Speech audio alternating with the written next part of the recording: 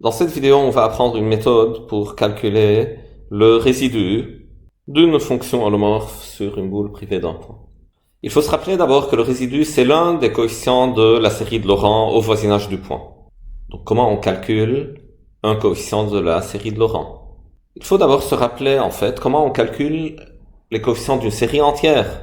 Supposez que vous avez une fonction f que vous connaissez, vous savez la calculer en chaque point ainsi que ses dérivés.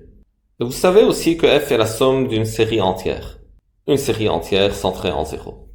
Et vous voulez trouver les coefficients à 0, à 1, à 2, etc. de cette série entière.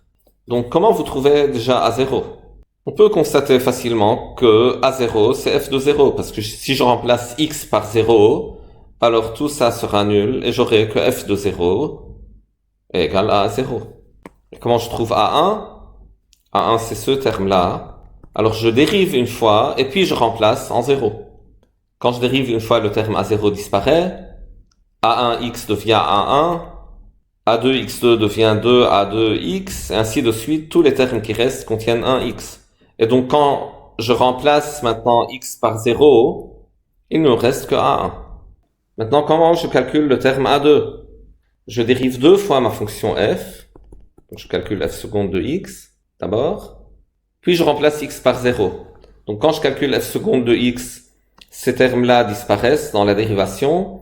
Ces termes-là vont toujours contenir un x.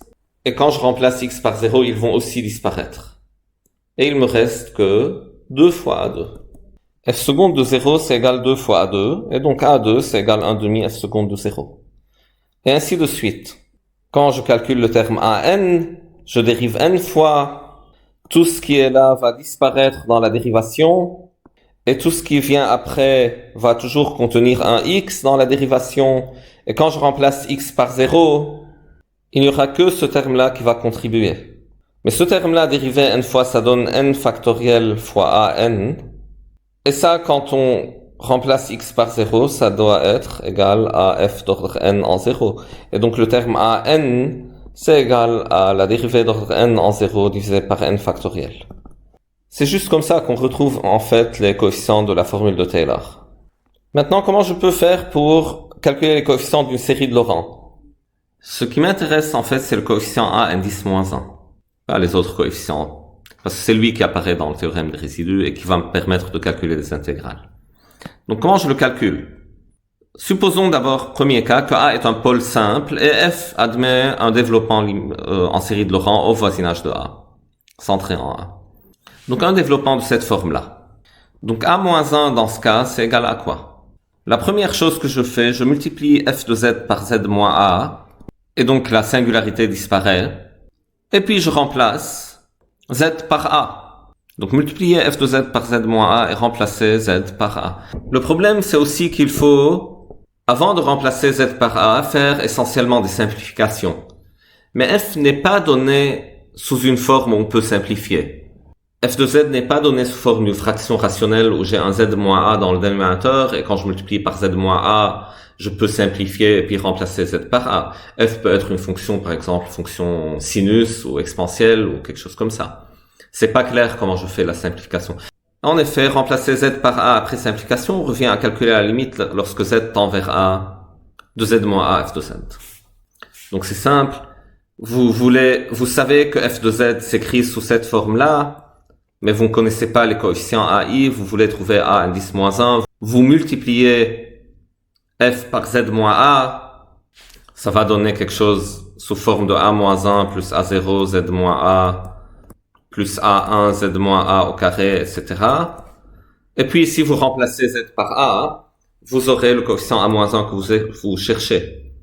Mais ce que je dis, vous ne pouvez pas remplacer directement, en général, Z par A dans Z moins A F de Z. Parce que la fonction F elle-même n'est pas définie en A et c'est pas clair comment vous faites les simplifications. Mais ça revient à calculer juste la limite lorsque Z tend vers A. On va faire des exemples avec ça. Maintenant, si A est un pôle d'ordre m de f, et donc au voisinage de A, f s'écrit comme A indice moins m z moins A à la puissance m, plus, etc., plus ce terme-là qui nous intéresse. Donc jusqu'à maintenant, ce sont les termes de la partie singulière de f. Et puis il y a la partie régulière de f. Et ce qui vous intéresse, c'est toujours A indice moins 1. Donc comment vous le calculez? Vous ne pouvez pas tout simplement multiplier par Z moins A et tenter de remplacer Z par A, parce que vous aurez A moins 1, c'est sûr, ce sera le terme constant, mais vous aurez le terme A moins 2 divisé par Z moins A, par exemple, et d'autres choses peut-être. Et là, vous ne pouvez pas remplacer Z par A, ni même calculer la limite lorsque Z tend vers A, à cause de ce terme-là, ce sera un truc infini. Et donc, il faut se débarrasser complètement de la singularité. Et donc, il faut calculer Z moins A à la puissance M fois F de Z. Ce terme-là. D'abord. Mais quand vous calculez ce terme-là, alors ça va donner quoi? Donc, Z moins A à la puissance M F de Z, ce sera A indice moins M, plus A indice moins M moins 1, Z moins A, plus A indice moins M moins 2, Z moins A au carré, etc. Plus le terme qui vous intéresse, A indice moins 1, ce sera le coefficient de Z moins A à la puissance M moins 1. Voilà, quand vous multipliez par Z moins A à la puissance M, le terme qui vous intéresse sera le coefficient de Z moins A à la puissance M moins 1. Et comment vous le calculez si vous connaissez F et vous connaissez pas les AI, comment vous calculez celui-là? Comme avant, pour les séries entières, vous dérivez M moins une fois.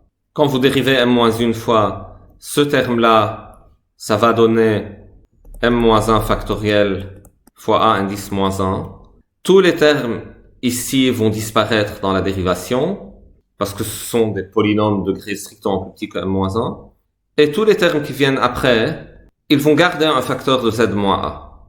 Z moins A fois quelque chose. Et là, si vous remplacez Z par A, ces termes-là vont disparaître.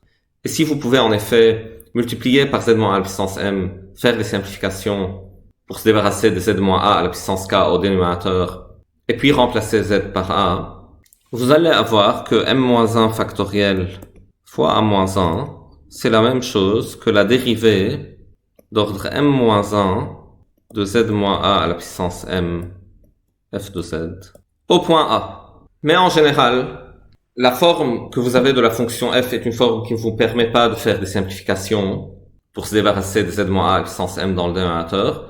Et donc cette opération de simplification puis remplacer Z par A, ça revient à calculer la limite lorsque Z tend vers A de la fonction. Donc quand on a un pôle d'ordre M et on veut A indice moins 1, on multiplie la fonction par Z moins A à la puissance M pour se débarrasser de la singularité. On dérive M moins une fois, on multiplie par 1 sur M moins 1 factoriel et on prend la limite lorsque Z tend vers A. C'est essentiellement le même principe que pour les coefficients d'une série entière, avec la différence qu'il faut d'abord se débarrasser de la singularité en multipliant par Z moins A à la puissance M, et tomber alors sur une série entière et non pas une série de Laurent. Pour que ça ait un sens en fait de remplacer Z par A, il faut pas avoir Z moins A au dénominateur. Un premier exercice, calculer les résidus de F au point NP, où F est la fonction qui à Z donne 1 sur sinus Z. Quelles sont les singularités de ma fonction, les points où ma fonction n'est pas définie? Alors ce sont tous les Z dans C, tels que sinus Z est égal à 0. Ce sont les Z de la forme NP, les Z de la forme NP où N est un entier. On peut le démontrer en fait. On sait que les réels pour lesquels sinus s'annule sont ces nombres-là, mais en fait l'ensemble des complexes où la fonction s'annule, ce sont ces trucs-là. Il n'y a pas d'autres complexes, d'autres nombres complexes, autres que les NP, pour lesquels la fonction sinus s'annule. Donc si je les mets sur l'axe, donc ça c'est 0, pi, 2pi, 3pi, etc., moins pi, ça c'est l'axe des imaginaires. Chacune est une singularité isolée en fait. Pourquoi? Parce que je peux tracer une boule autour de cette singularité qui ne contient aucune autre singularité. C'est la définition de singularité isolée. Je peux l'isoler des autres singularités par une boule. Donc je peux tracer une boule autour de ce point tel que, à l'intérieur de cette boule, la fonction n'a pas d'autre problème, autre que le point lui-même.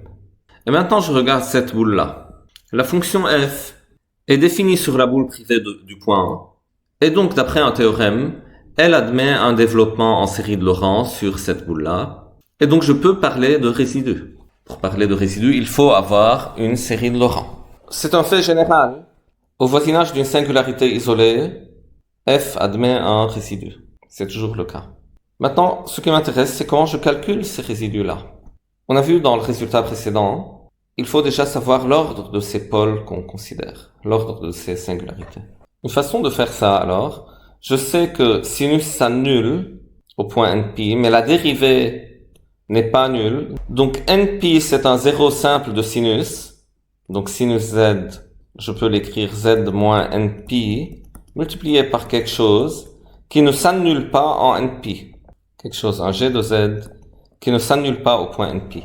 Et maintenant, quand je prends 1 sur sinus Z, j'aurai 1 sur Z moins NP fois quelque chose qui n'a pas de problème en NP. Donc, pour se débarrasser du problème, il suffit de multiplier par Z moins NP élevé à la puissance 1.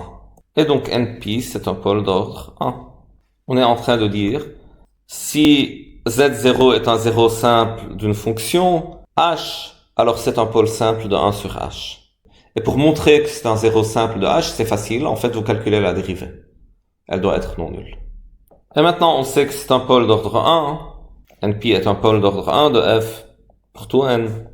Et donc, je sais que F de Z au voisinage de NP est de la forme, peut être représenté de la forme A-1 sur Z moins NP, plus A0, plus A1 fois Z moins NP, plus A2, Z moins NP carré, etc.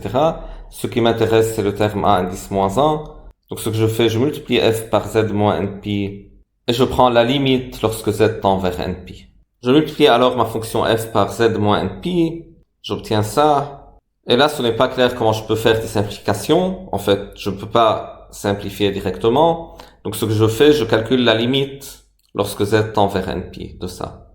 Pour calculer la limite, je fais la règle de l'hôpital parce que c'est de la forme 0 sur 0.